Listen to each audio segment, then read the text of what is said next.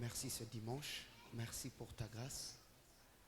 Merci pour ton amour et merci pour ta bonté, toi qui nous fais toujours du bien quand nous nous réunissons dans ta présence. Père de gloire et Dieu de grâce, nous nous abandonnons encore entre tes mains ce dimanche. Cette parole que j'amène à ton peuple, que ça produit un changement glorieux, que ça apporte une transformation glorieuse.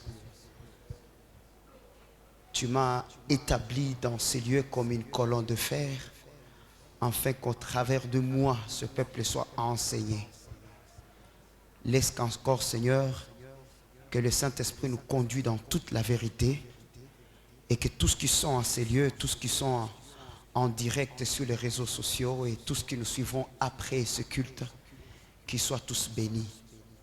Nous te donnons encore ces acclamations, ces cris de joie, en signe de gratitude de notre amour au nom de Jésus. Amen. Est-ce que tu peux dire encore un Amen très glorieux et puissant pour la gloire de notre Seigneur Jésus? Je vous salue encore ce dimanche dans le nom précieux de notre Seigneur. Tunafurahi na kubarikiwa kuwa pamoja kwa ajili ya kusikia tena neno la Mungu. Msaidie kwa jambo la kwanza, msalimia alikaribia kumwambia karibu kwa kufuata neno la Mungu kwa akili zako zote. Fuata neno la Mungu kwa akili zako zote.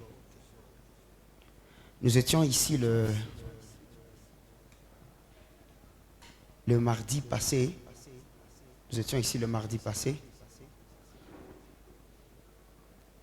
Na tumebarikiwa sana. Ikuwa baraka kubwa kwa yale ambayo tumefundishwa tena.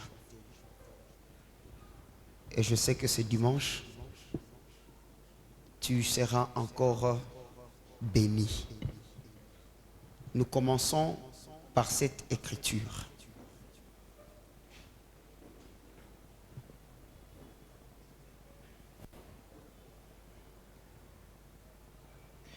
Nous commençons par cette écriture qui va nous donner la cadence d'aujourd'hui.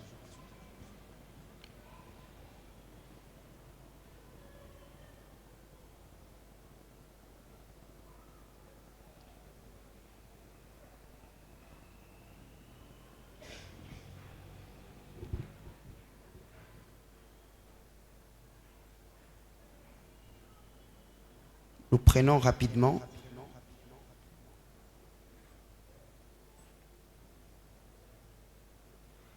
Éphésiens chapitre 2 verset 12.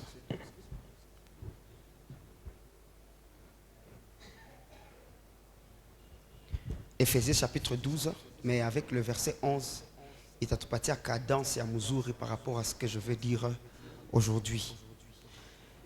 Éphésiens chapitre 2 verset 11.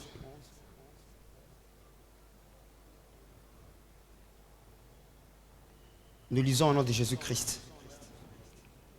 C'est pourquoi vous, autrefois païens dans la chair, appelés incirconcis par ce qu'on appelle circoncis, et qui le sont en la chair par la main de l'homme, souvenez-vous, souvenez-vous que vous étiez en ces temps-là sans Christ. C'est à quel temps? Quand nous étions des païens. Weka ile kitu. Wakati tulikuwa wapagani. Nous étions sans Christ. 2. Privés du droit de cité en Israël. 3. Étrangers aux alliances de la promesse. 4. Sans espérance et sans Dieu dans le monde. Mais maintenant, dis avec moi, ça y vit. Léo, maintenant, en Jésus-Christ, vous qui étiez jadis éloignés.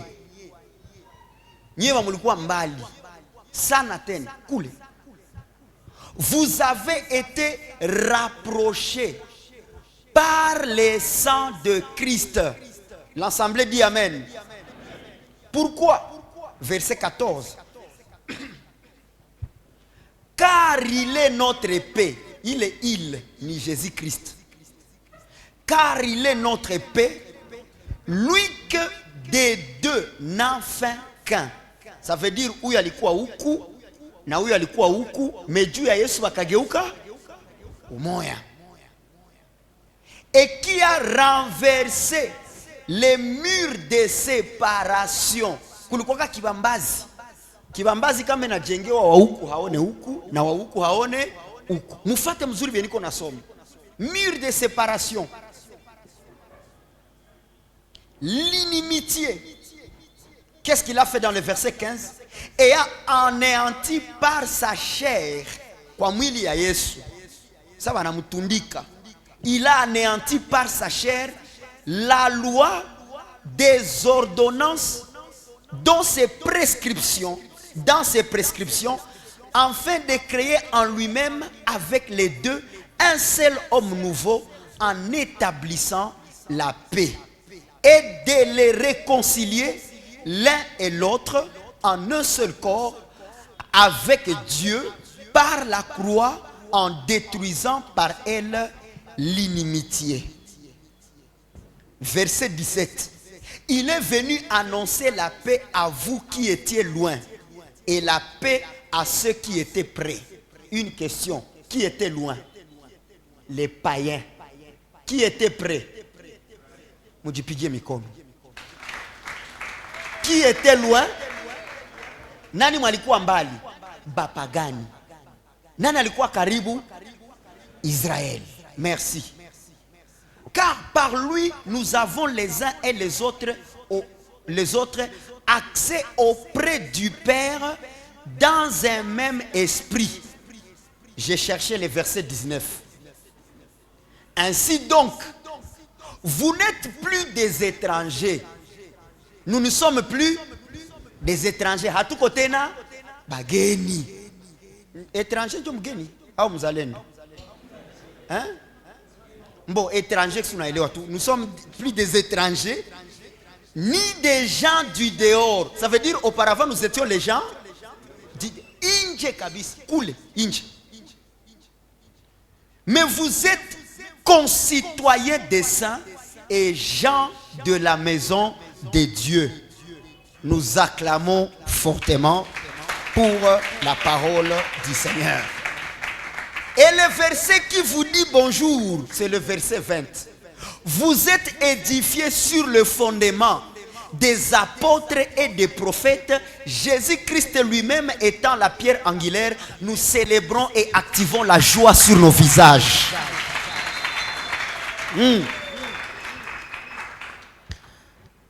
Déjà mtu mwenyengo kiroa shabarikiwa na usomi ya leo.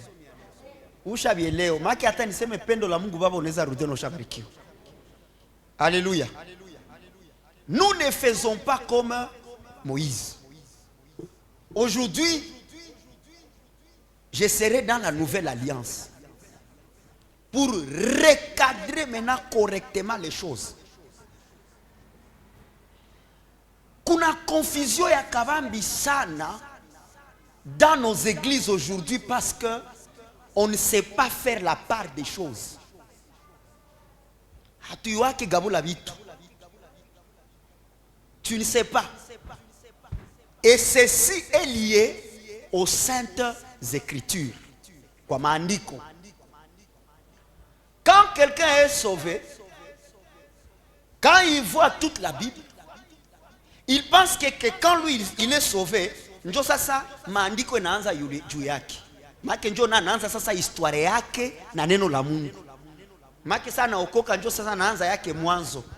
Mungu akaumba mbingu na nchi, akaanza hivi, anawaza njo anaanza. Kumbu nakia kujiatashe kukitu kilianzaka zamani na kishaka endelea sana. Shida kabambi yenye uko nayo muimani ni juu hawayakwambiaka hii neno. Kuko maandiko zezilishaka timia na hatuna tena ya kuzirudilia.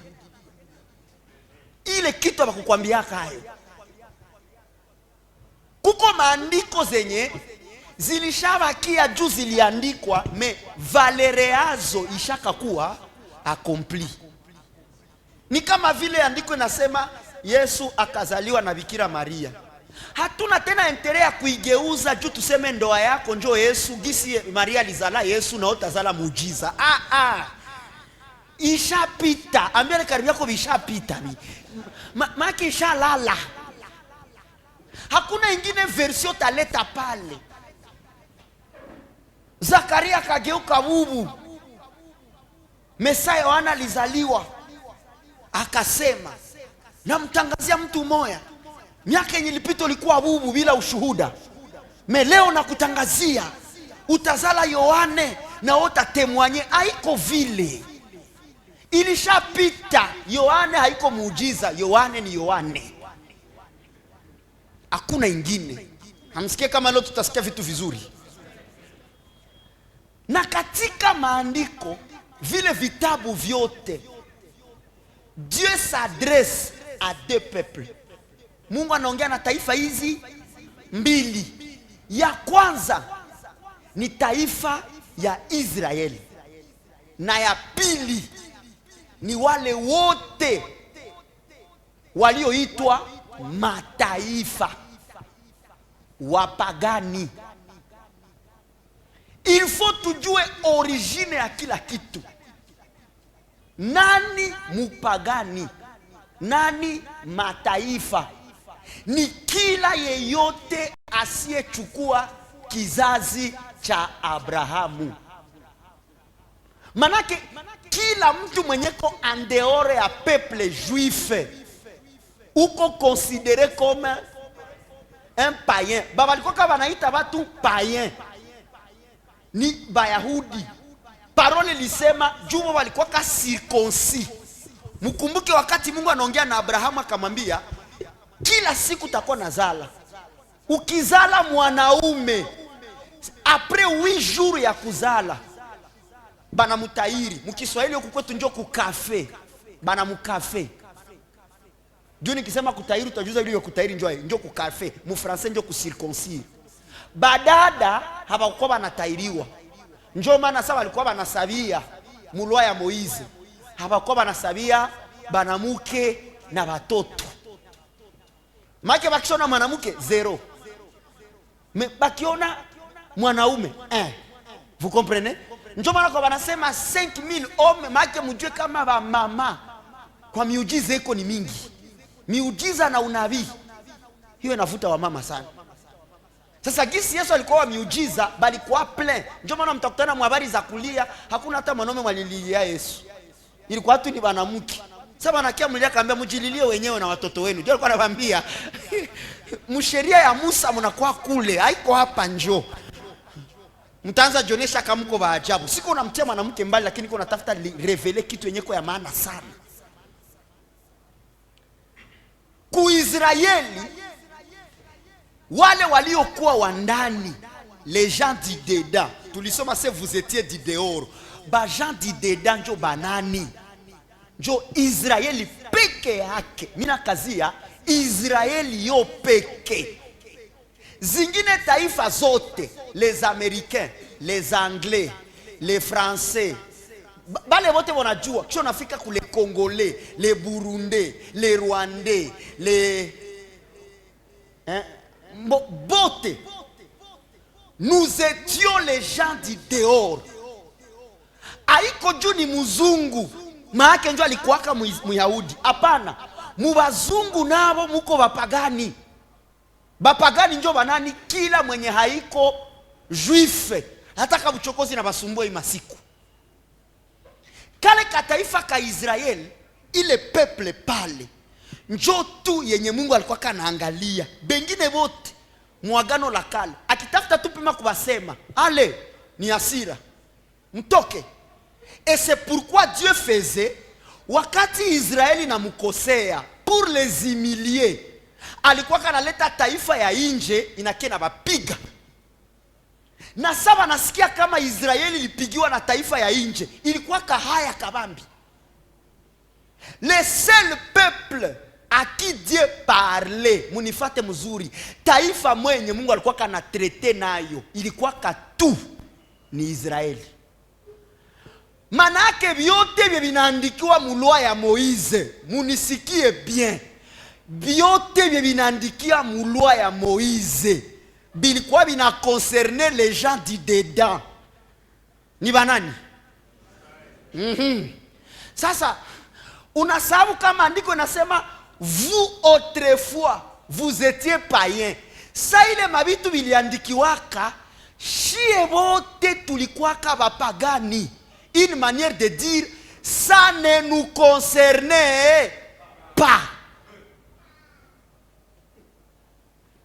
Manake zile sheria zote za Musa hazikuhusu mataifa hata kitu kimoya. Meandiko kasema ces choses ont été écrites pour vous servir d'instruction. Ingine verset pour vous servir d'exemple. Cha kushangaza ni kamata example nyeko clair. Unaona mtu anaenda kubanki, anatosha karte yake, anaingiza mu mashini na mtemea franga. Naona sema krize iko mingi, atoke na mimi niingie muli. Wewe unaanza ni kuingia tu na pua.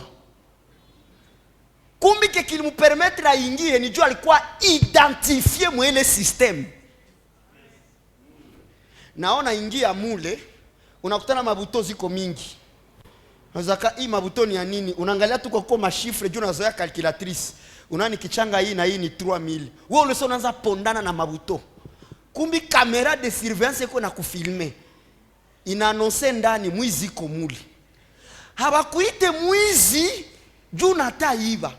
Me juu natafuta ingia mu systeme yenye haikujue. Mais ceux qui sont identifiés moi les banques, opérations za batafanya zita réussir. Juu ile système inamuyua. C'est comme ça que je suis en train de parler de la loi de Moïse. Mwenye anaweza tu appliquer sheria ya Musa na binatembea ni mtu mwenye alikuwa identifié mwa ile système. Uko nanifata? Bengine wote, zingine mataifa zote, kulwa de Moïse, tuko saa watu wenye biko enregistre mu banki. Muyahudi sheria kisema, toa cha 10 yako. Akiipana, juu iko identifié mwele système, il était béni, n'est-ce pas? Meshie, bapagani, est-ce que vina tout concerné? Nijibie, est-ce que vina tout concerné? Ça sa question. Jua nini so na okoka? Njo unatafuta enda enregistrer mu systeme yenye haikwake tena, ilisha vieille nesha disparaître. Probleme na kwa ya kabambi, unaokoka kisha banakubeba mu vyenya bikwake tena. Njo unakutana na maisha yako ya ava okovu inabakia ile juu ulipostile kubralima me unaenda tafutia salaire ku farmakina.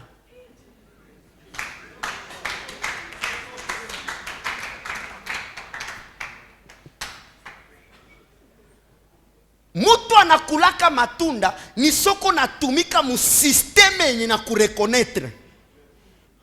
Or shie bapagani, shie mataifa, systeme ya Musa il tout déclarait les gens du dehors. Mais ça, Christ a changé système. Aïe aïe, est-ce qu'on peut acclamer pour Jésus-Christ? Ça, Yesu a changé système. Bale balikuwa mu systeme ya kwanza, nabo bakamkatala. Ndio maana Yesu akasema mu Mathayo, mbone niliwaletea ufalme lakini mnakatala. Kwa hiyo ufalme itawaondolewa na itapewa taifa ingine. Manake sai mwatatafutia ufalme wa Mungu Israeli ni sawasawa na Muisraeli mweko natafutia msaada Misri. Naona video ya mama mmoja anaingia mkaburi Yesu anaanza lia na najazwa. Kumbe weke kona tangaza make vyangu angali humu. Niende fa mkaburi ni. Mimi tu nianze kunywa maji ya Yordani aseme mko miujiza. Si Yordani hapo ndio gaua ya Bukavu. Hauna roho mzuri, uko naacha maji ya kwenu ya gaua, unaenda kunywa gaua ya watu. C'est pourquoi Bayahudi wanakuwaka frappé na haya, sasa wanaonaka tuko tunafaa vitu kugisi bwa babionaki. Sasa wanakia mkongo wanasikia Yordani inaponya. Yeye mwenye Yordani anajiuliza, maki huku. Iko sawa vile garçon mu quartier wakaduta akienda shupia nguva huko na kwa nyingine identité. Mkiwakia mu quartier watasema no toka huko na nini. C'est comme ça. Ça Yesu anaétablir système ya mpya. Mwele système le gagnant devient le père. Mais mon système à Moussa, les gagnants étaient les sacrificateurs. Pas le problème. Mon système à Moussa, il fallait kukue mutu mwenye atakusemea. Bama mko mnanifata. Il fallait kukue souverain sacrificateur. Njo malikuwa katuna droit. Tena hapana kwa pagani, ku Israeli tu. Limoya kumwaka. Mimi nasema mara ngapi? Anaingia na matatizo yote. Ule bwana souverain sacrificateur, maandiko nasema hakukwaka na droit kwenda kukilio. Apare ya ndugu yake wa karibu. Na akigusa maiti makeko najisi. Tena kutembea yake ilikuwa tu ni pale pale kutample. Maki walikuwa wanafaa wakiona souverain sacrificateur ni ajabu. Même chose que les prophètes. Nabii wa agano la kale. Ndio pale kwenye saa Isaya anakuya wakiona tu prophète, banamuuliza kuna nini? Juu tous les prophètes restaient dans les montagnes. Hapana baleo ashenda hapa kumuhanzi, ba mama bashasomba masaki ya mchanga banavunjika. Njoo anakuya, mama Mungu ananifunulia mgongo uko na kuluma. Sasa mwalisha somba saki 33.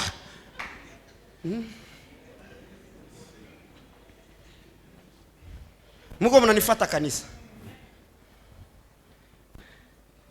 Wakati neema ilikuja kwetu, bakaangalia mu nouvelle alliance na mu Kristo na mchungaji. Bote biko na agano hii moya. Bote banapendewa na Mungu ku niveau moya. Bienye huyu iko navyo, huyu iko navyo. Gisi Mungu anaona huyu na ndio gisi Mungu anaona huyu. Mesa wanaangalia mu systeme ya Musa hata huku systeme ya Musa kuko leader. Ndio wakasema hata hivi vya Yesu ni vya fo. Hata tunaokoka meomwe turudilie bili. Bakaona ya kwamba mkumtumikia Mungu katika njia za neema faida zinahomba. Faida gani zilikuwa huku kwa agano la kale? Njoko tulikuwa jeudi. Maandiko inasema juu ya chakumi. Njoko etuko. Répète avec moi la dîme. Église.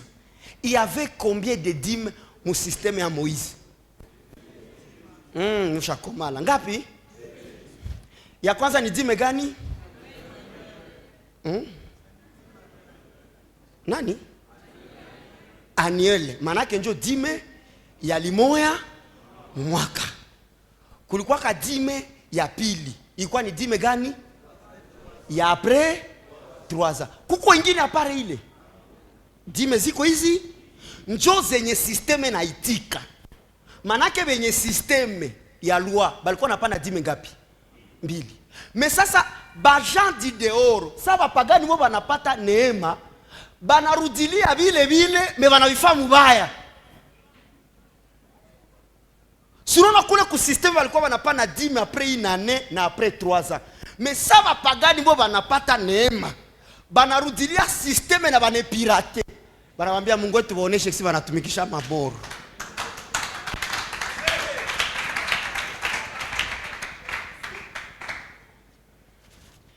Njoo nakutana dimanche. Kila dimanche leta dime. Kila mwisho wa mwezi leta dime. Kilo kipata tu kitu leta cha 10. Tukaulizana question. Est-ce que Mungu anakamataka rushwa juu tu akukomprendre juu kuna fagisi ya kusema? Hii ndio inaua wa Kristo. Dieu n'est pas derrière la motivation. Dieu n'est pas derrière ton courage. Dieu est derrière la manière dont il a dit. Faites ceci. Nikawapa exemple ile mardi. Uza anaona sanduku inataanguka. Courage kile. Sanduku yetu hizi anguka. Iko kwanza siku za tro haiko. Kisha narudia. Acha niisaidie. Kumbi Mungu anayua. Bebi kuna kazi ya kuchunga ile sanduku. Ni Walawi.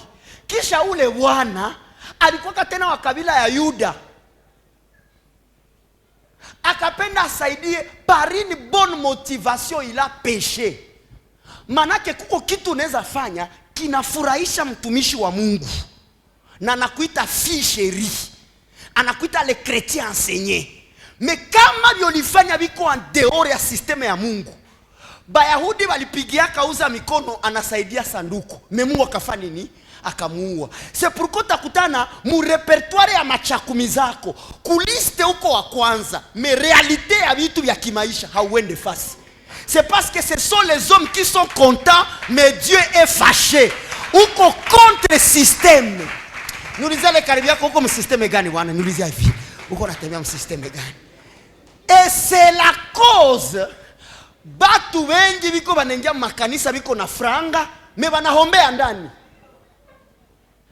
En voulant appliquer ce qui n'est pas là. Ata ile alimwa kumwaka tungielewa basi hata kama tunaweza elewa. Mais papa, uko na imposer mwenzako mwanadamu. Intérêt yenye hakuingiza msemeni akuletea yo dimanche. Uko na nguvu gani juu tajiriki? Uko na nguvu gani? Et aujourd'hui on prend docteur Benjamin comme un païen parce qu'il est en train d'enseigner la vérité. Moi, je vais vous dire la vérité. Na ile dime ya inane, ni kuhani alikuwa nekula. Maandiko nasema utapreleve dime ya inane, unakamata bibi yako na watoto yako, munaenda kwa hekalu. Munakamata vile vyenu. Tena ni nini na nini? Mlikuwa samaki. Maandiko nasema walikuwa wanatoa dime kunini na kunini? Ni vya ufugo na vya shamba tu. Maki kona fa business hakuna dime. Kama unakuwa ferrailleur, soudeur, hakuna dime. Pourquoi? Parce que ça Abraham alipanaka dime. Alikuwa keko tajiri, mais hakupanaka dime utajiri wake. Ni saliendaka gombo wa Loti. Bienya alitoshaka mu mikono ya maadui. Ndio akaambia Melkisedeki, bwana, hii maboro mimi itosha mu mikono ya maadui, kamata ko dime. Ça veut dire, on ne prélève pas la dîme sur sa richesse, mais on prélève la dîme sur le butin de guerre. Ni matunda nyolitosha mu mikono ya maadui. C'est pourquoi tunda kabambi yenye Mungu alitoshaka mu mikono ya waadui wa Israel, c'était la terre. Alifukuzaka ingine mataifa, akabapa ile bulongo. Kama alikuwa kana balomba matunda ya shamba na ya mavuno, ni juu ni ile tere biko wako ndio alibanyanganyaka. Papa Bonheur, ça va? Merci. Balikuwa naleta tu vya mashamba na vya ufugo. Sasa mwele dime ya inane, unena na maboro yako mbele ya Mungu. Unakula, we mwenye ulileta dime. We peko unafanya nini? Unaikula. Na utasikia mtu anakupiga andiko. Wewe ambaye bado unakula cha 10, utakufa mbio. Kazi zako zitakufa. Mnaona ile filosofi? Mwenye alikula dime, kazi zake zitakufa. C'est pourquoi na ulishahama kanisa na deception. Juu ulikuwa na yua. Kisi mimi nakuwa fidele maana kazi zangu hazita kufa. Or à ma grande surprise, shiwe tetu shakwa mu viwanja ya masiku. Wende kukazi. Wale watu wa cha 10 mbona mtumiki? Ngrika zilimaliza kazi zenu. Downtown unikala kupale. Hakuna kazi tena. Niko nataka kusaidia. Musha jiplendre sana. Mbo tushaokoka. Tunafaka hiki. Mais hatubarikiwe. Le problème n'est pas ce que tu fais. Le problème, comment tu le fais. Sa Yesu anakuya. Anakufa kumsalaba. Allez, boum. Sacerdoce ka changé. Akatia ukuhani. Systeme ya mpya. Akasema mwa hii systeme kwanza. Biote biliongelewa mulwa ya Moize. Musibifanyake tena. Musibitimizake. Na mwenye atapima bitimiza. Iko na probleme ya pata 3 wala 4. Unapenda ujue matokeo ya mtu manatimiza sheria ya Musa? Unapenda usijue? Twende maandiko. Kisha nirudi hapa yulu kidogo. Twende kumandiko kidogo nikusaidie. Yesu. Ya kwanza, mtu mwenye anatimiza sheria ya Musa, manake apare dime na vingine vyote viko mwele lua ya Musa, ukibitimiza ya kwanza unapita pembeni ya hii kitu. Apocalypse 1:5-6 inasema hivi. Apocalypse chapitre 1er. Apocalypse chapitre 1er, versets 5-6. Et de la part de Jésus-Christ, le témoin fidèle, le premier-né des morts et le prince des rois de la terre, à celui qui nous aime et qui nous a délivrés de nos péchés par son sang, et qui a fait de nous un royaume de sacrificateurs pour Dieu son Père. À lui soit la gloire et la puissance au siècle des siècles. Nous disons Amen. Kila mwenye kona tembea chini ya sheria ya Musa, la première des choses que tu déclares, je ne suis pas encore racheté par le sang de Christ. Kila siku unafaka kakitu kamulua. Unakoko natangaza mie damu ya Yesu haikunifanyiziaka kitu. Or mulua ya Moïse, le sang des animaux, damu ya manyama mamangu, ilikuwa kanjo inafunika zambi. Me damu ya Yesu ikaondoa systeme ya zambi yote. Koma kwenye kuko pardon du péché unapakimbia, unaenda vania kwenye zambi zinafunikiwa. Utaniuliza ae, ni juu muta ya loi de Moïse. Ukitimiza moya, uko oblige kutimiza zingine zote. Or kama balikuwa kabatenda zambi juu wote, hakuna mangitimizaka. Mfano, kuna fasi ambapo Musa anasema hakuna katikati yenu mtachukua mwanamke mgeni. Meepeke malisema kadaka mgeni. Papa, loi ya Moize ziko sawali. Asio kipima tuona aibu ya babako, unakufa. Kisha nye vya na kiana leo na havali. Maake nani hamtaki kuona vya tabaonesha. Kisha namu kuona, namu kuoneshwa, katu uliona, ushaona. Kuko malua ya franga, malua ya iki, malua ya kuishi mfamie, malua ya soko na probleme na mtu, zilikwaza mingi. Sasa ndiko nasema hivi, wewe unapenda ishi juu ya lua, ukitimiza moya, timiza na zingine. Wewe ulishabania sheria ya cha 10, ushaibania. Basi kona banya sheria ya cha 10, ulize, papa, mimi napenda niwe cha 10 balikuwa banatoa hai. Batakwambia balikuwa natoa mu vya ufugo na banatoa vya kulima. Maandiko nasema hivi, kama kwa kutenda nani kulia ile cha 10 yako ni mbali na temple, ufanya hai. Parole lisema uzisha vile vitu ukamate franga. ile franga uisere mu mkono, si tulibisoma? Unaenda nayo ile makuta, usichange na zingine. Mbako nafika kwenye utatolea sadaka. Eske utapana franga? Manake cha 10 ya franga haikuwake kwanza depuis zamani. Franga mcha 10 hapana. Hapana. Kama tele franga, maandiko nasema uza tena mangombe, uza divai, uza liqueur forte, kisha machoni pa Bwana kula na jamaa yako.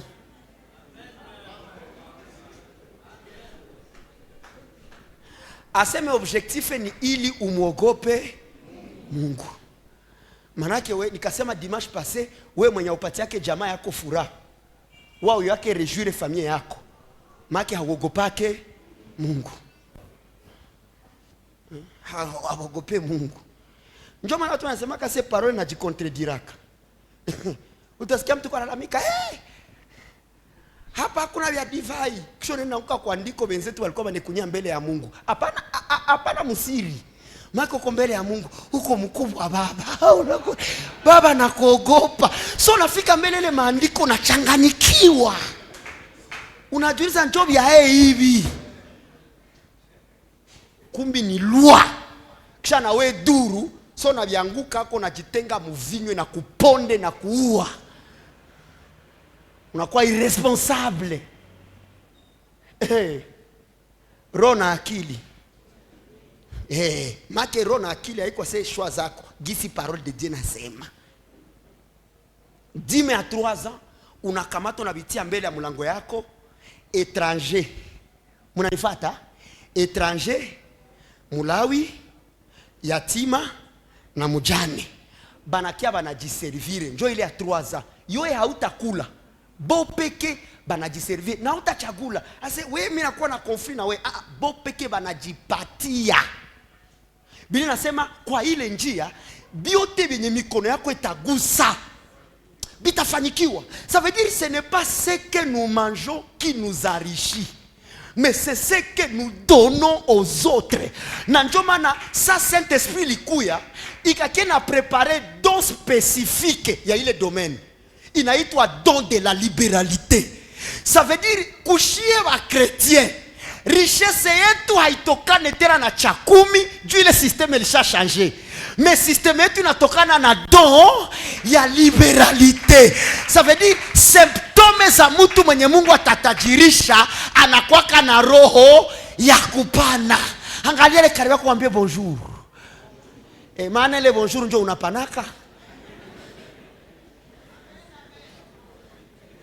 Ile amene natoka nyuma sana. Nani anagonga ile amene? Mimi nasikia utamu sana. Iko sama mama Renate ule mama. Mimi nasikia kabisa. Tufanye makofi kwa Yesu.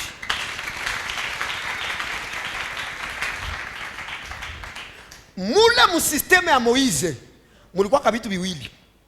Mulikuwa ka ile dime ya année na ya 3 ans na mulikuwa ka salaire. Mtajiuliza aba bakuhani baba walikuwa tu banashirikishiwa kudime ya mwaka moja na miaka 3 balikuwa kama naishi yae.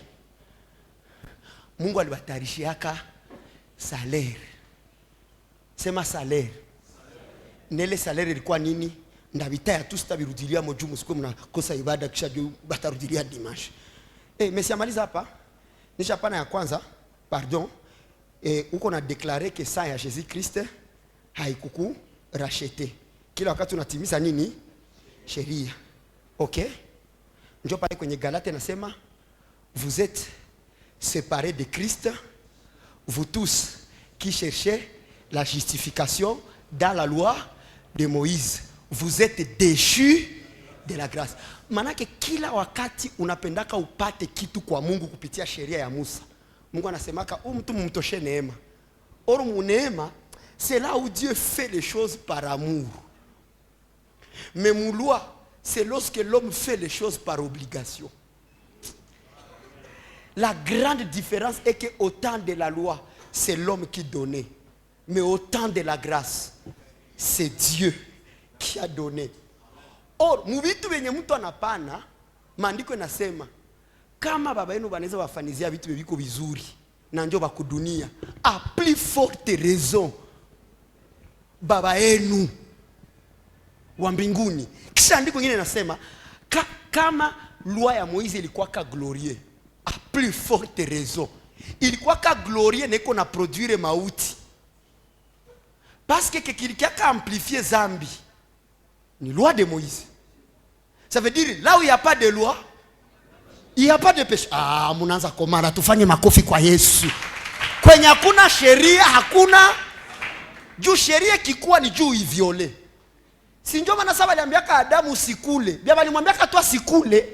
Njoo tu alienda kula. Make mwanadamu naturellement bia banamkatazaka. Njoo maana vile unafaka haiko juu ya maandiko, unavifaka juu unavifaka. Usanze danganya seho kusplendeur njoo balinaribisha. Wapi? Ni vyako tu vile. Ukielewa vitu mubaya unaharibika. Hapa ni nyumba la Mungu. Tunanyorosha watu hivi. Ça dépend na giso uko na bisiki.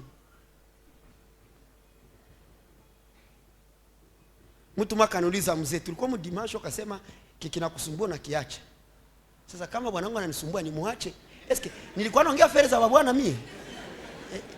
Mko mnafuata vile nilisema. Mimi nilikuwa nasema ukikuwa mkope kisha kope haidake. Achana nayo. Sikuongea afere ya mwanamke juu maandiko nasema aussi longtemps que ton mari est vivant. Unafungwa kwake. Kwa singa. Aussi longtemps papa nga nafa. Aussi longtemps pumuzi. Unafungwa kwake. Maana kiko unafungwa kwake, kwa vya naenda na unafanya nini? Sasa John apende vyako kufuata na nakufungwa kwako.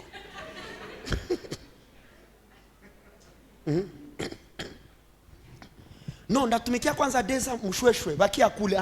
Anafungwa kwako. Ukienda mshweshwe na anashweshuka. Ni wote ni njia moya. Mko mnabakia mu context niko na ubiri. Hapa juzi mtoto wangu mmoja imani akanitumia question, papa asosha kwa mpinga Kristo. Nikamuuliza njoo ase vio shaza pinga Kristo. Nikamwambia mimi nawaza kuna mwana anapenda Kristo sana mimi. Nikamwambia mimi kila ke Kristo alisemaka mimi nakiamini. Meweye nikamtumia andiko mwenye Yesu anasema kiasi hapana. Mimi sizitika hivi. Kisha nikamuuliza sasa wewe mwawitike na njoo mpinga Kristo. Akanijibia tu chini, bonne nuit papa. Vous voyez? Deux, wakati yote unatembea chini ya loi ya Moïse, uko na confirmer que tu n'es pas sauvé.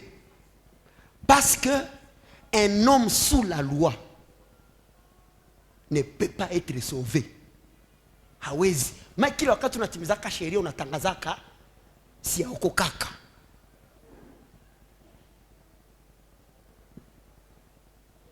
Na hii yote ni jua utembeye selon vérité à parole de Dieu.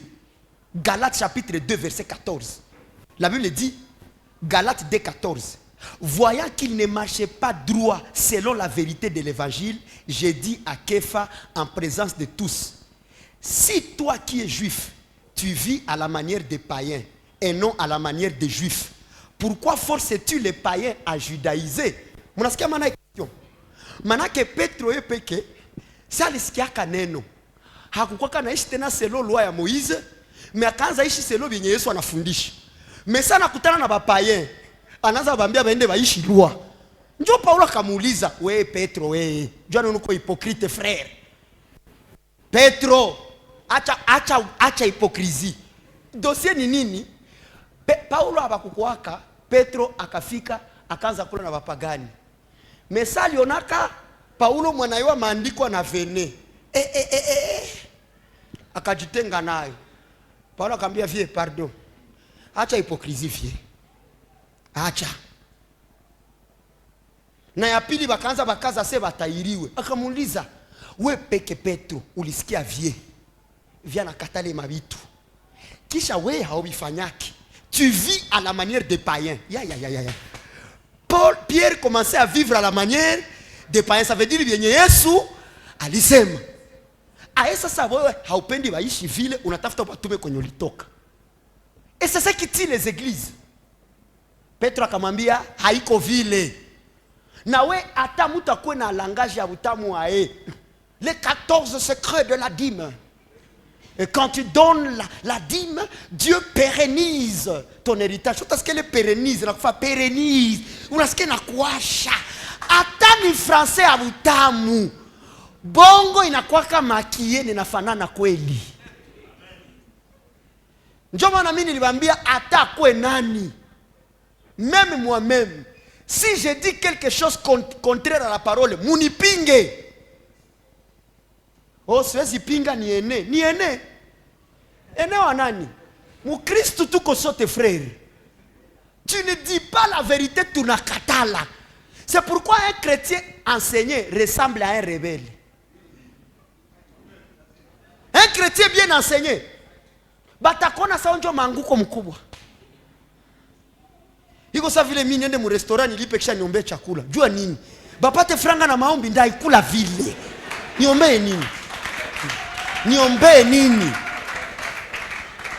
Tena mwa hata mie ningala tandeza nao mikono. Me mitume ya Yesu, baba alikuwa bana baservire, habata nao hata mikono. Maki osha servire banaanza kula, mtu akashimama. Sasa bwana, mimi ndauliza, kwa nini wafuasi wako wanakula bila kunawa mikono? Yesu akawajibu, si kile kiingiacho kwa mtu ndio kinachomchafua, mekile kitokacho. Haiko ile bugali yenye kwako sima ndio itakuua, meni ile chuki yenye unasemaka. Ambia karibu yako bonjour, njoo kumwambia badilisha maneno. Njoo kweli ile. 3. Quand quelqu'un vit sous la loi, il est en train d'annoncer que le péché a le pouvoir sur lui. Kila mwanaishi chini ya sheria, zambi zako ziko na uwezo yule yako. Romains 6:14. Romains 6:14.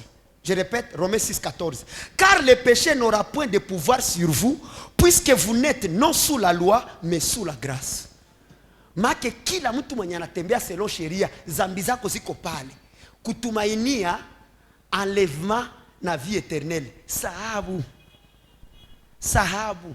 Njoo na mtashangalaka siku tutafika kule. Mtona masura ziko zinaporomoka ngambo ya pili. Mbona uliza Mungu, huyu naye na huyu? Vous savez pourquoi? Parce que la loi cherchait à rendre quelqu'un meilleur dans son comportement face aux hommes. Mais la grâce cherche à rendre quelqu'un meilleur face à son créateur. Eh oh, asante. Na hawezi kuwa uliplaire créateur kisha ushindwe plaire ma créature zingine. Ndio wale wiko chini ya sheria, anaheshimia pasteur, anakosha bwanake adabu. Uko impoli. Hauyaokoka. Hauyaokoka. Uko kutana mbele ya mchungaji, baba, mbele ya bwanako, ona haka. Uo naaza bwana yako ni chair de ta chair. Mchungaji wako ni chair de ta chair. Ni corps de ton corps. Mwenye uko sehemu ya vipande vyake ni bwanako. Njoo kuna kutana cause de nos églises, bibi anaanza kosea bwana adabu. Na bwana anaanza tesa bibi yake au nom de la parole. Abikwake vile. Haiko vile. Haleluya.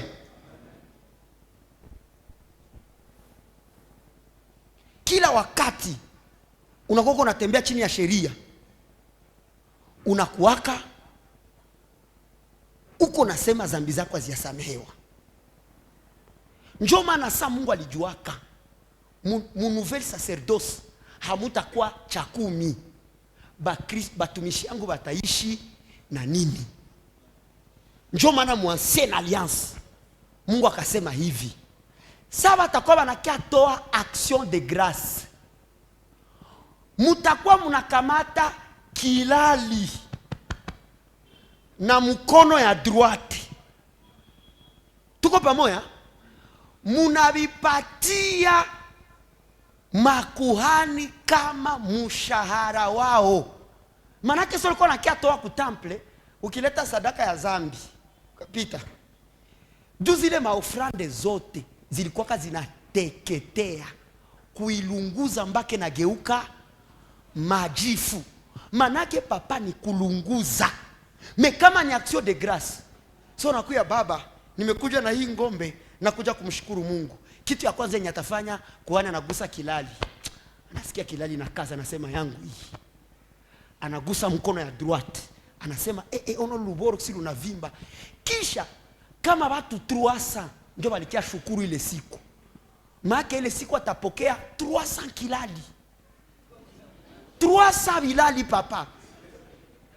Maana ingekuwa masiku kama sasa karibu ya kila kanisa kuna kwa busheri. C'était leur salaire. Ku action de grâce nilibifundisha mercredi. Sitabi mardi. Usiwaze ndabi kazi yako juu niko natafuta kulomba. Ni vile njo wiko. Njo tukapoze question. Mbone ile iko mu loi de Moïse? Est-ce que na chie tuko na salaire ba ministre? Est-ce que biko na salaire juu dime haiko tel? Ndio maana papa moderateur alisema balituambia tuko na kula dime zetu. Na ile langage upasho isema juu ile langage haiko. Sikwambia mtu akule dime yake, nilikwambia njoo haiko make tu ikule isoko na kula tu salaire yako ya kukazi. Sikwambia uitoshe useme baba njoo hii mimi naikula. Pale unafaa loi na uko pécheur. Si njoo vile wandugu. Ukisha tu iita dime hii, unafaa zambi. Make fotu ziko tu muzo zangu hizi. Zangu hizi. Est-ce que je peux avancer un peu?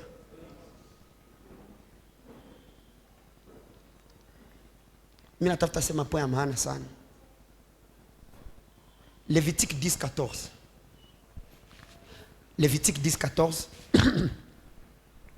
Vous mangerez aussi dans un lieu pur, toi et tes fils et tes filles avec toi, la poitrine qu'on a agitée de côté et d'autre, et l'épaule qui a été présentée par élévation, car elles vous seront données comme un droit, et les droits de tes fils dans les sacrifices d'action de grâce des enfants d'Israël. Balikuwa wanapata nini na nini? Kilali ama poitrine na épaule. Munanisikia? Makibile bilikuwa kabiabo. Nombre 18 29. Nombre 18 29 ikasema hivi. Sur tous les dons qui vous seront faites, vous prélèverez toutes les offrandes pour l'Éternel, sur tout ce qu'il y aura de meilleur. Vous prélèverez la portion consacrée. Tu leur diras, quand vous en aurez prélevé le meilleur, la dîme sera comptée aux Lévites comme le revenu de l'air et comme le revenu de la cuve. Vous la mangerez en un lieu quelconque, vous et votre maison, car c'est votre salaire. Bile balikuwa wana prélevé. C'est votre salaire pour les services que vous faites dans la tente d'assignation. Notez bien, la dîme n'était pas le salaire pour les sacrificateurs. Dîme ilikuwa ka héritage. Munakumbuka? Nijua wakupataka bulongo, kisha zile madime za vya kuota na vya kuzalana ikageuka héritage. Salaire kageuka sasa nini? Salaire haiko ya balevite. Salaire ni ya basacrificateur. Parce que kuko balevite benya bakoka banafanya ma service mu temple. Mena bale basacrificateur le salaire yabo kageuka kilali na nini na épaule. Est-ce qu'on est ensemble? Dans la nouvelle alliance, il est tout quoi amo. Salimale kabako mwambie agano jipya. Moi hii agano jipya. Bitu biko ae. Qu'est-ce que nous devons faire par rapport à ces choses? D'abord tunaelewa shibote kama mu nouvelle alliance kutokea tulianza mpaka hapa mu nouvelle alliance dime haikwake tena. Parce que ni loi ya Moïse. Ukiifanya uko déchu de la grâce. Est-ce que vous avez courage à courir les bibitou? Est-ce que vous savez en disant comme ça combien des enveloppes passent à côté? Est-ce que vous avez eu dire hivi niko nasema hapa ba mingi banabiyua me calculer ko mingi. Maintenant nous autres on a décidé seulement d'être intègres. Kusema hivi kuyu yuko na madime ya ma 3000 4000. Kusema hivi make ni kusema usinipe $4000. Tu sais le courage de ça? Il faut kuko mtumishi wa Mungu juu obéir kwa hii parole. Tuko pamoja tuseme amen. Dans la nouvelle alliance, tuandike.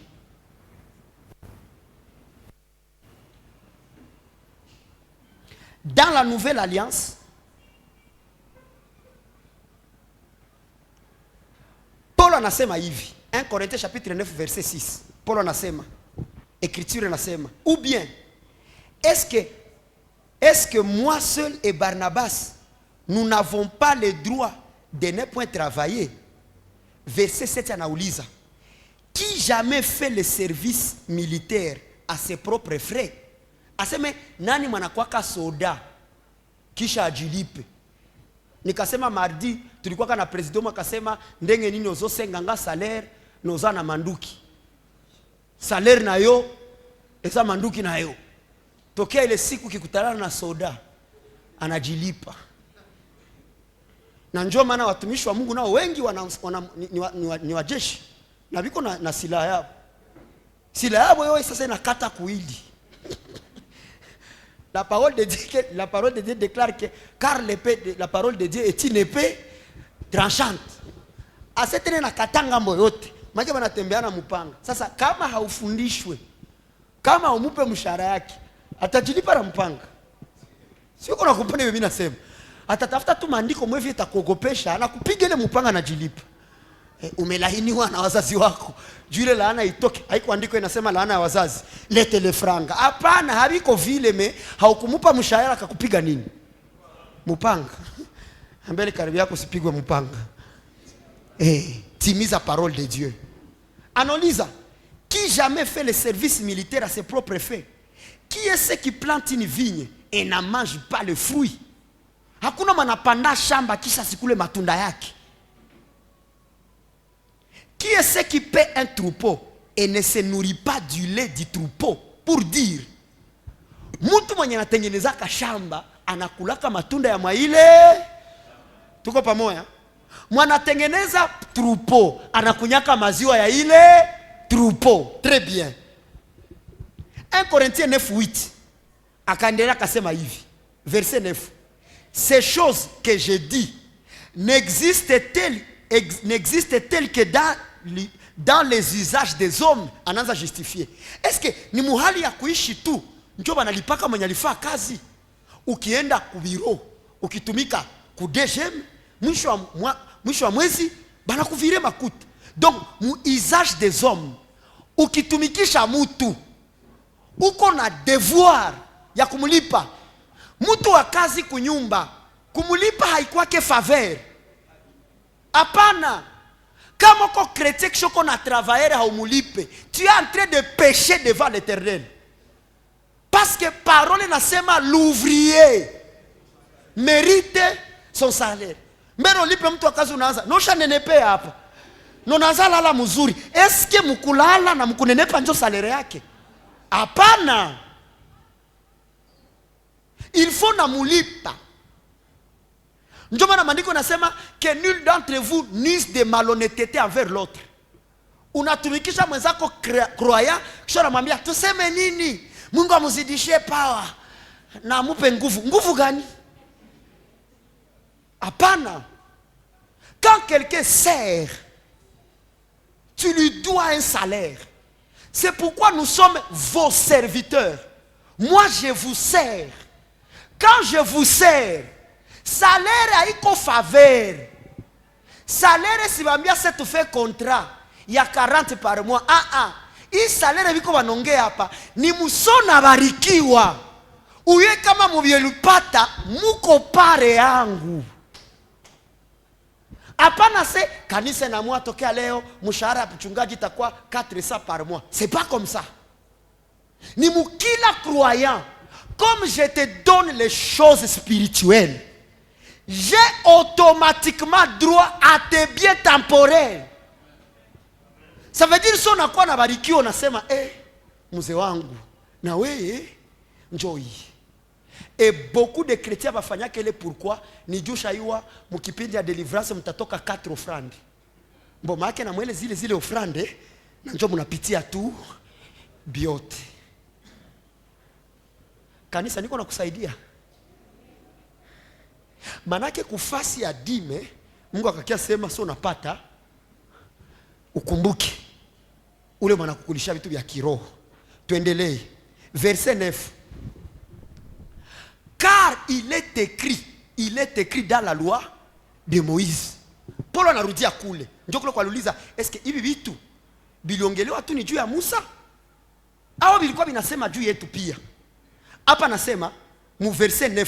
Car il est écrit dans la loi de Moïse, tu n'amuseras pas le bœuf quand il foule les grains. Dieu se met en peine de bœuf. Ndaisema mkiswahili.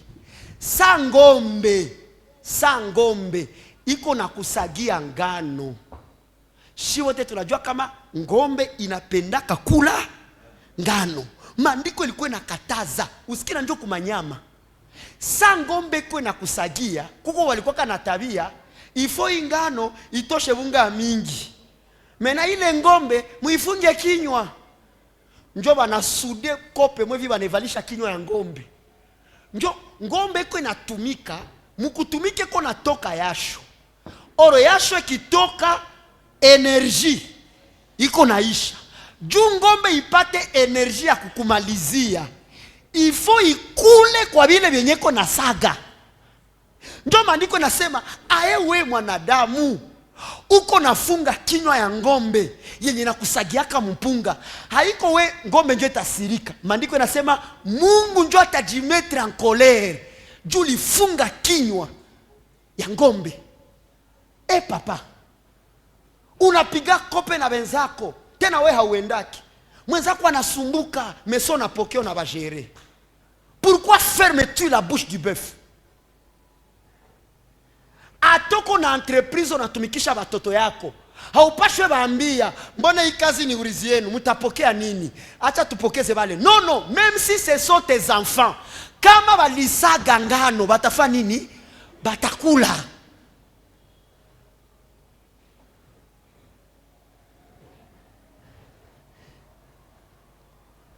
Attention.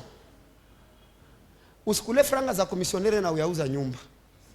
Juu kesho utafanya utahama. Wewe komisionera na kupigia kope nyumba hii. No, sina vya kukulipa. Ema, ni nini? Hapana. Donne-lui. Donne-lui. Ndio tafikia siku banaanza tangaza, huyu alipewa komisionere, kisha banaanza kuima nyumba. Salimia ale karibu kumwambia ne sois pas malhonnête. Tusikwe ba malhonnête. Hata ni kazi yako, bibi yako iko na kutumikia, ta femme. Hapana mwambia, si ni vyako tu. Mais ça par les jeunes apotea, nani mwalikula hii? Alikwambia, "Sheri nisikia njana nikakula." Utaombesha biashara, maana viko vyake. Akitumika, fais-lui jouir de son travail. Na hii kitu ndio lituma beaucoup de serviteurs pour qui j'ai pitié banageuka ba mwizi. Ni jusa hamu comprendre que c'est un ouvrier qui mérite son salaire. Sa munamuima anajitengeneze azo. Ndio mnatoka sadaka ya ukingo. Ile sadaka ya ukingo ni masomo ya watoto. Malimbuko ya mwaka. Ile ni loyer. Mais si l'église était enseignée, c'est pourquoi dans d'autres églises, il n'y a même plus le système d'appel des fonds. Il y a des gens qui s'appellent comité de soutien. Bigo kama ni 5, kama ni 10. Bachaka ditia pa moya. Il dit, pasteur, tu es en train de nous enseigner et par tes enseignements, tu as komala. Eh bon, ma besoin ya kanisa, usiongia ketena. Shipek, tout a déjà chargé. Ndio unakutana wengine kumazabau iko joyeux. Unakutana onction haiko périodique. Du 1er au 15 mafuta na chamuka. Sasa nafika male 23 anaanza waza loyer ya kanisa. Akili zinabadilika. Ndio anakia na teme. Somo yangu asubuhi ya leo, waasi hawatamuona Mungu. Mnajuza hii waasi hawatamuona Mungu. Via na changer teme hai. Siri 10 za watu ambao shetani atawatawala bila msamaha. Ya kwanza, wewe usisupport kazi ya Mungu. Mesia na yua ke mabesoin haziko. Papa, mtasikia nyingine maufunuo. Ushenda super mwanamke walikwaza. Sheribi kwa sawa. Bebe nini? Mbosi bali kukwaza.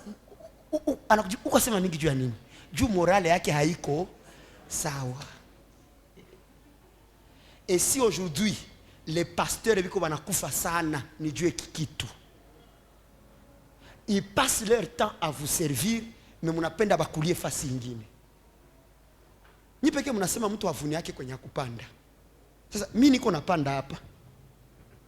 Nivunie wapi? Juu niambie Mungu atakubariki msafari zako. Za wapi? Mimi nenda na wewe. Mimi nenda na wewe. C'est pourquoi mpaka leo tu retenir kikitu. La même manière yetu tukipata mhubiri mgeni tunakuwa tunamtemwanye mafuri ya kazi yetu. C'est de la même manière tutaanza fanya. Na kwa Mkristo hapa kwetu ametuhubiri. Il a droit d'être béni. Akitusagia mpunga atafanya nini?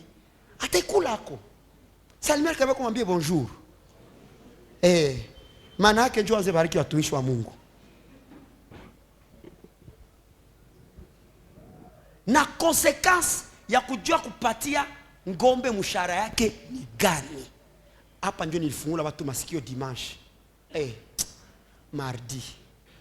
Zakari 8:10, sikia hii verse. Zakari 8:10 inasema hivi, njoo muelewe kwa maprobleme zenu zinatokeaka. Haiko tena laana, haiko tena kifungo, haiko tena mkoshi. Wewe hauna bili. Kama uko unasema, katuko tunasema, mbo Dr. Benjamin alisema mablokage, malaana zikwake. Jwani sasa niko naomba. Ata hivi ni vya jamaa. Hapana. Habizi kuwa vile noshaokoka. Mais c'est possible viharibike kama hauna ujuzi. Oze 4:6 anasema, taifa langu linaangamia kama kuna mkosea nini? Maarifa. Maarifa gani faut kuwa na ujuzi yako biendelee. Parole inasema hivi. Zakari chapitre 8 verset 10. Inasema hivi.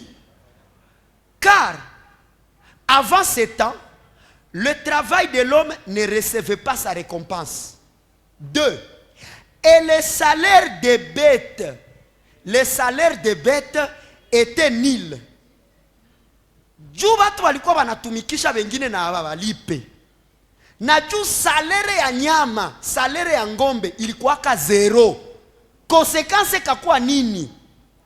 La Bible dit, il n'y avait point de paix pour ceux qui entraient et sortaient à cause de l'ennemi. Wow! Manake kama hauyue lipa watumishi yako, hautakuwa na amani. Njoo utakutana wote wanakuibaka, ni wale wenye urespekta ke salaire yao. Njoo hapa parole iko nasema, nijua haukurespekte salaire ya mtu malitumika, hautakuwa na amani, tes ennemis watakupiga. Na haikuwa si hata ukemee kila adui yangu mimi namwangamiza. Kikitapatia adui yako nguvu ya kukushinda ni juu salaire ya mtu wa kazi ulikula na salaire ya nyama ulizarau. Haushangale pusi yako na kukulia mapanya za zinakula manguo, mesoko kumeze na kufa nyau kofi. Inakulomba nini kuikatia isamaki na ionje? Uko na roho mbaya. Ndio sa pusi na kia miau miau, sikia papa mama Janti tosha ipusia ndaikanyaga. Mesa panya likula nguo, mulete le pusi. Ndio lokulete la mapanya. Kaka. Pusi ngiseme takujibia, kwa nini nikule panya na ulikula kuku? Tuchangie kuku na kusaidia kumapanya. Et cet élément même est visible maisha leo. uko na franga kwa papa, haupatiake bibi yako bonheur, haupatiake batoto yako bonheur. Batoto wetu wanasikia bien, so nabo tu ku supermarché. Ile kujura tu mabiskuit za ziko zabo. Ile kupita pita tu mu makuluare, banasikia tu bien. Wewe unakuwa na franga. Unasikia tu mtoto uko anakuambia, le papa de tel lui a acheté ça. Papa, moi si tu peux m'acheter, toka pale na roho ya kupenda vya dunia. Comment les enfants grandissent avec ces comportements. Unasababu kama uko nafanya sortie mu bonheur, batoto biko wanafanya nini? Entrer. Ndio nakia kutana sasa watoto wanakomara wanakuwa na filosofia moya, hatukukula kubya vie, hatukonaka vyaki. Sasa wanapata sasa. Ile roho inarudia. Apandacho mtu ndito kila tavuna. Ndio nakutana mzee anekala kani makobola. Munyume na tamwangukia, me watoto wake wanabarikiwa. Kisha mnasema mtoto haizi kuwa na franga, babake akwe hivi. Make ni za madawa. Haziko za madawa. Alikomalisha watoto na roho ya kuimiwa. Mezoea kupatia watoto yako. Mpaka sasa mtoto anakomala atasema siwezi itika vyangu alale njala. Pourquoi? Nijua alikuwa anapita huku anniversaire $300. Anapita hapa jouer, anapita. Donc tu es fier de ton père. Uko fier na wazazi yako. Acha ile makalkile juu shahemea make wazazi wako watoto wako bineshia pale. Noko jiwia mtoto nisha kulipia masomo no shakula. Nini tena? Sasa kama watoto wako wakule vyoko navyo. Mpaka ukifika wale wakisha tele zimisha. Basi misheni. Na sio nafika unaigusa sama iko naombea mgonjwa, unaigusa nyuma mgongo seko moto. Nani alichezea tele yangu? Ni yako. Salimia ile kabi yako mwambie unapokuwa na jamaa wape raha. Kila papa mwiko na gari, jua kwamba bibi yako anasikia bieso na mzungurusha muvile unashusha kio. Shusha tu akio. Kisha umutembeze tu abakie tu kuhewa sama na shiba. Umubebe nyawera unamfikisha labote. Tena unampandisha utakutana kwa tu barabara. Biko ma chérie. Ile kusalimiana ni kumwambia regarde ce que je suis. Anasikia raha. Mtakapofika kitandani na atakupeleka katika gari vizuri sana. Ile ni neno la hekima hili.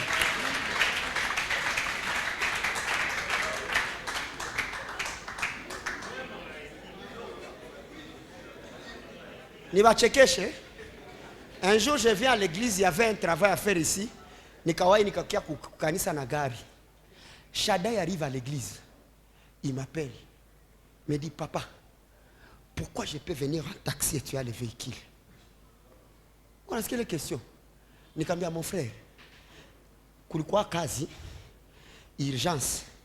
Il a fallu que moi je vienne et que vous venez après. Mais on va rentrer ensemble. Oui. Pikapitia pale. Mwe mtoto nakupoze vile. Impoli, leta kiboko.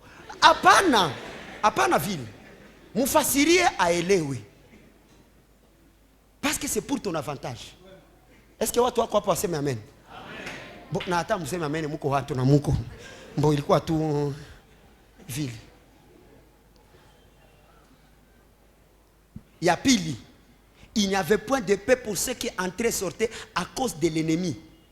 La Bible dit, et j'ai lâché contre tous les hommes, les uns contre les autres. Conséquence kombili kama wewe simia mshahara ya nyama na mshahara ya mutu. Bakisema mutu njoo wote benye unatumikishaka. Bakisema nyama njoo shie. Tutaona ile andiko. Aseme je vais lâcher les uns contre les autres.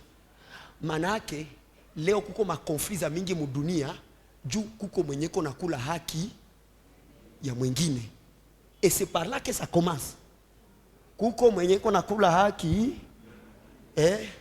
kuko mwenyeko na kula haki ya mwingine. Maki hapa voisin hapa banekala hapa biko banakula haki voisin.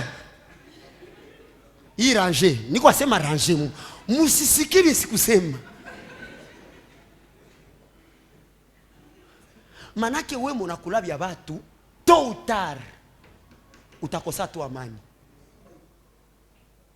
Un jour j'ai préparé mon voyage, mina panake témoignage sana pour aller au Canada.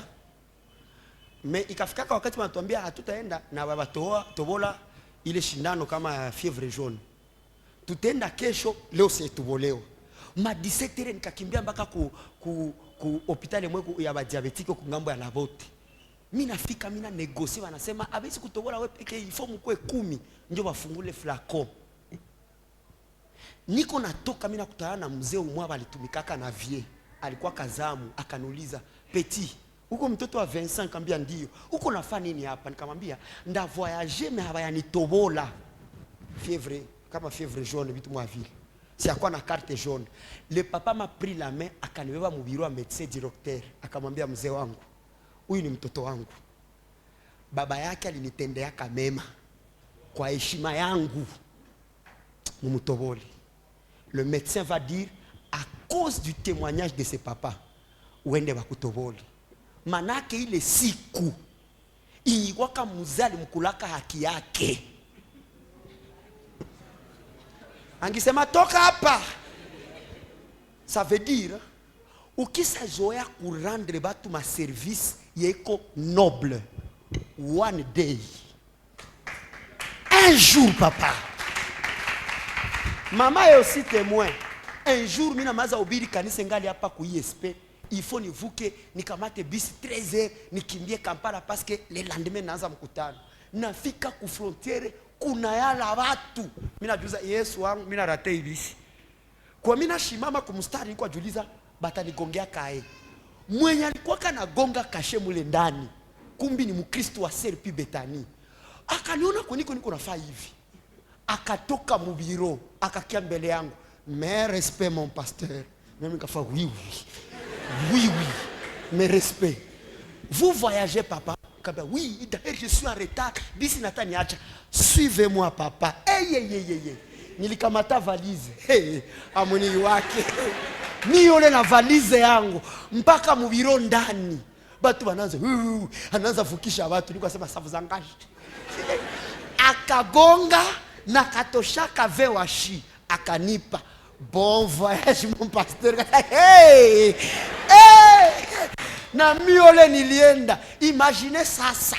Ingikuwa kile siku nimpigaka unabia kumpatisha haya mkanisa. Weye! Hey! Bandugu, ce qui était là. Ile weke mukichwa. Sois noble avec les gens. Qu'est-ce que la parole dit par rapport au salaire des bœufs? Dieu ne parlait pas concernant les bœufs, mais concernant les ministres de la parole. 1 Corinthiens 9:10. 1 Corinthiens 9:10. Ou parle-t-il uniquement à cause de nous? Est-ce que Mungu alikuwa anasema juu yetu? Banajibia hapa, oui.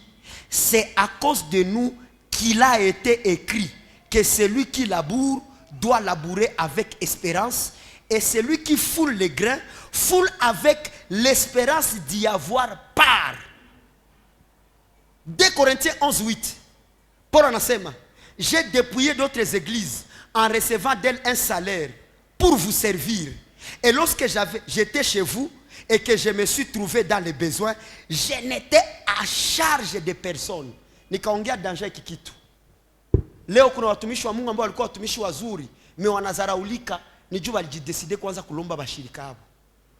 Sasa pastor anapigwa, anaandikia mshirika, "Nisaidie hata na $50. Papa hakuna shida, menda kukopesha utazirudisha." Okay. Juu alikuwa mubezwe, anamupa. Frère, est-ce que mnajua ka power ya franga? Inaanza kwa, "Papa nishakuwa na besoin le franga. Papa j'ai besoin." Iko sawa utanilipa tena. Dimanche kwa hatakia mkanisa. Sana pika 2 dimanche avene. Ba pasteur basha kwa ba escrow. Hii shauri mimi nepana kwa makanisa yote. Kuko tafikaka biko wanaongea vya yako mubaya. Nijua kwa ka responsable kufasi yako. Mnaona hii kanisa na makanisa zote ziko na magarama ya mingi sana. Mjue ile église. Na pour votre bien, vos pasteurs sont en train d'aller s'endetter. Junior mkwe dans de bonnes conditions. Na sio nakia kutana kwenyesha kwa na probleme naona zogeza kiti. Na ni vile kwanza namfungisha hata kumbi ingikuwa na veaka kusalere ya bœuf habingi kwa kavili. Habingi kwa kavili. Ça n'est pas être comme ça. Fanya hange église. Soyez prudents avec ces choses que je vous dis. Soyez prudents. Sois prudent, kaka. Dans l'église où tu communies, tu dois savoir responsabilité zako. Nigani. L'église ne doit pas arriver à un niveau où va répondre qu'au besoin il faut faire un séminaire. Moi j'ai refusé ces choses. Si tel est le cas, sinon comment on a fait un séminaire qui la semaine? Parce qu'on s'est dit, séminaire qui quoi, franga zitafanya nini? Zitavimba. Ndio wanatafuta muwiru mwa mwanaiwa lamba. Mwanaiwa lamba kabisa. Atabapanga na bapanga bien shana batoesha.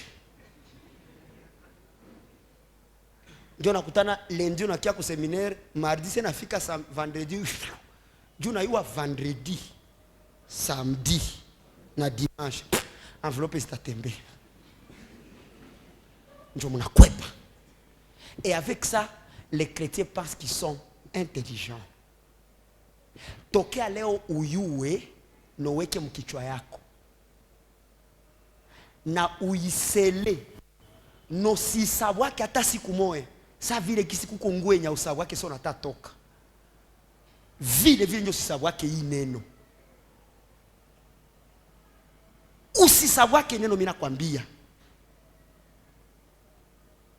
Baraka zako leo zina dépendre na obéissance ku parole de Dieu. Kuko domaine usko naangalia mina lia sana mu maombi, mina fungaka sana, mina kwaka ponctuel ku kanisa, c'est pas ce qui rend un chrétien riche. Kekina tajirishaka mu Kristo ni sa ana obéir ku parole de Dieu. Marco kwena yua, quand tu associes les ministres de Dieu dans ce que tu gagnes, tu ne les avantages à rien, tu t'avantages toi-même. Ni voyez. Et quand il y a un besoin, c'est l'assemblée qui se met ensemble pour décanter les problèmes. Ache le système ya kusema bile ni vya fulani. Bile ni vya fulani. Ça ne marche pas comme ça, église. Njoma nakutana watu wanafika mu dimension mwatana wa hii mai na $100 mikoshi yake naanguka. Et tu es rapide à laver. Ushakoga litre ngapi za rejedezo? Je parle avec l'église du monde entier. Tu essaies aussi de conserver batumishi ya Mungu. Tusibageuze bamwizi. Na mukila huduma, mukila kanisa, il y a 3 étapes de chrétiens s'ils ne sont pas enseignés. Wakati kanisa naanza, étape ya kwanza ba Kristo banakuya.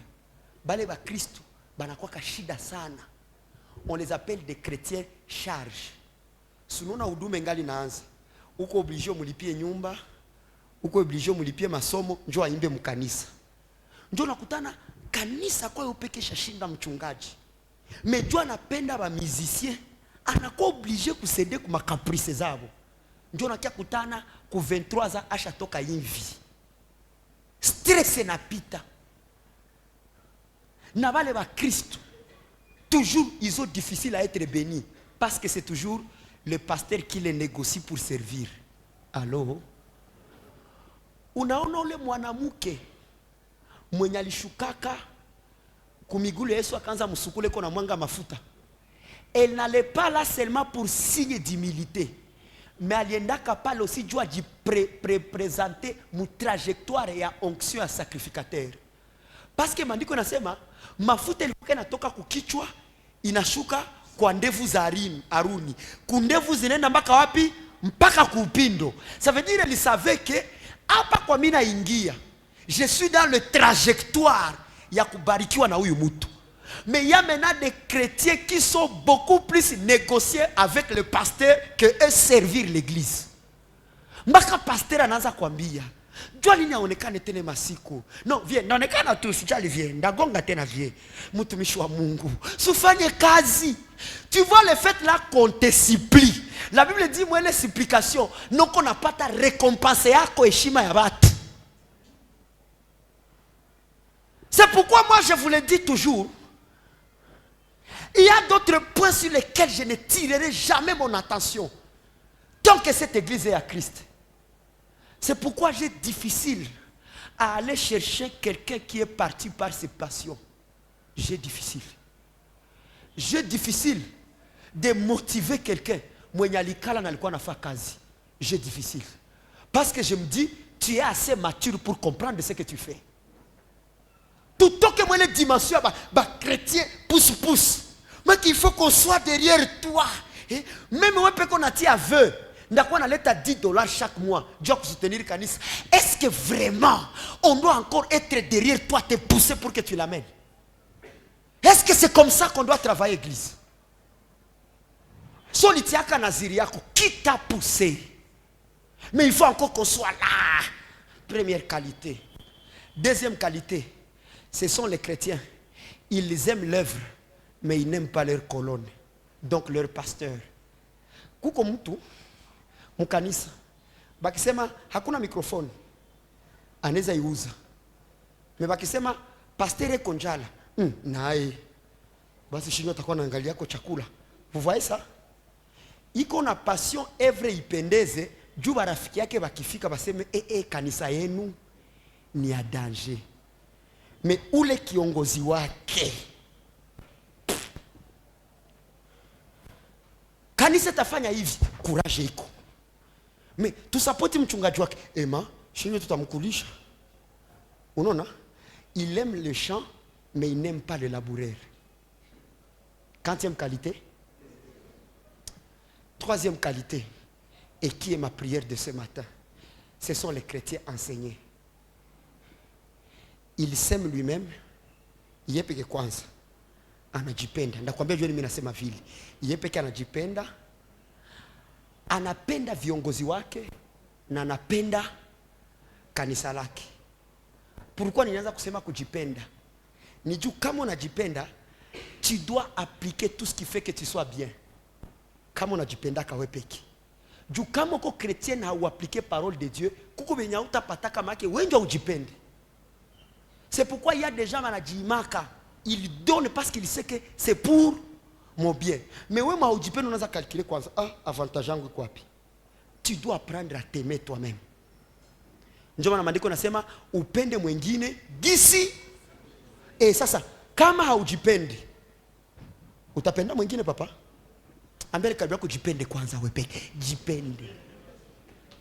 Ndio maana kuko maerere yenye utaacha juu unajipenda, unajua kama hii erere hii itanifaa mubaya. Hapa na kanyaga mwiba. Unaacha kupita pale juu kwanza unapenda mugulu yako. Mais kama ujipende, hautafaa vile. Hautafaa vile. Je suis en train de prier que le Seigneur vous donne le cœur lié à l'obéissance de sa parole.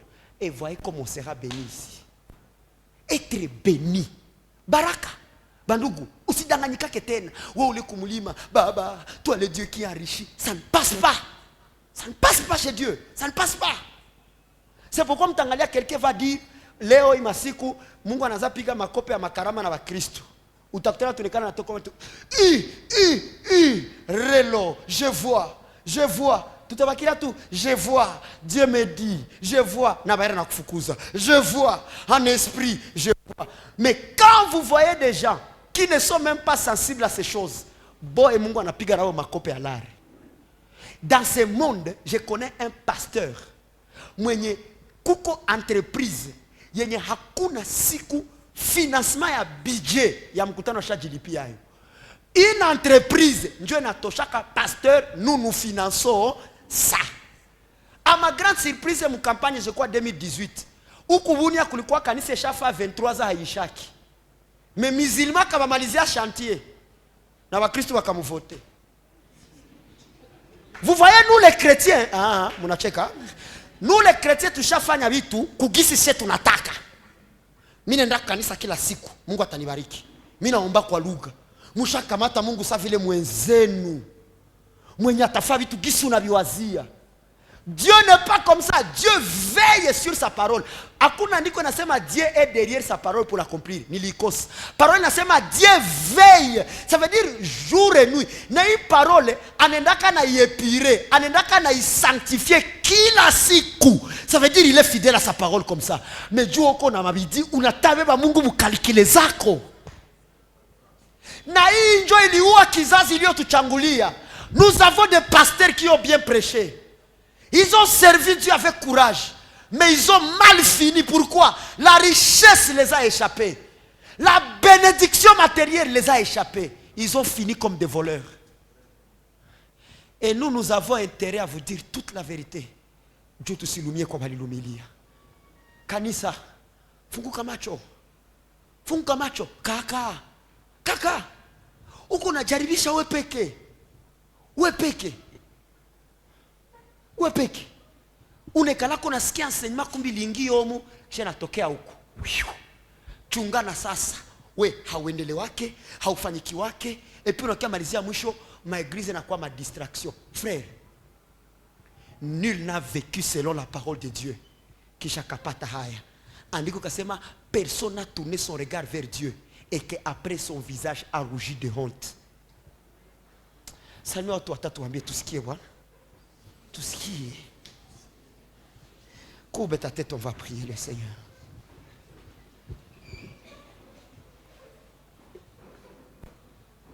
Courbe ta tête, on va prier le Seigneur. Utambia Mungu. Leo mimi naelewa pourquoi vitu vyangu viendele yake. Haiko laana. Hapana. Haiko kamba za jamaa. Hapana. On va prier avec ceux qui sont en direct. Nous sommes encore là? Ok. Toi qui es en train de me suivre en direct, toi si tu vas dire à Dieu, aide-moi à être intègre dans les choses matérielles. Naomba hata Mungu akupatie roho ya kwenda lipa ile madeni yenye uko nayo. Kaka. Kuko mtu mwanasumbuka juu yako. Et tous les patrons qui sont en train de me suivre, payez les arriérés de vos travailleurs. Kuko mtu mwenye ulikulaka haki yake. Kuko mtu mwenye ulikulaka droit yake, unamuyua. Tokea uliama mwele quartier ulindanaka $5 ile boutique. Na ushaka jiponda. Ushaka nyamanza. Uende tengeneza haki ya watu. Mungu afurahi yake wa Kristo. Tushabakia na langage Mungu atanipigania. Hivi ndio Mungu anakuonesha sana kupigania juu na kufunulia iko kitu. Panisha sauti yako mwambie Mungu. Nisaidie nikuwa intègre vers les autres. Donne-moi un cœur pur afin de te servir. Prions ensemble le Seigneur.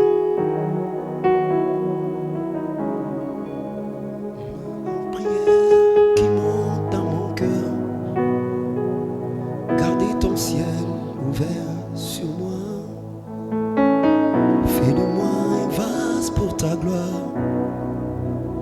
Et que ma vie te plaise à jamais. Que chaque jour je demeure à tes pieds. Pour t'offrir moi-même en sacrifice.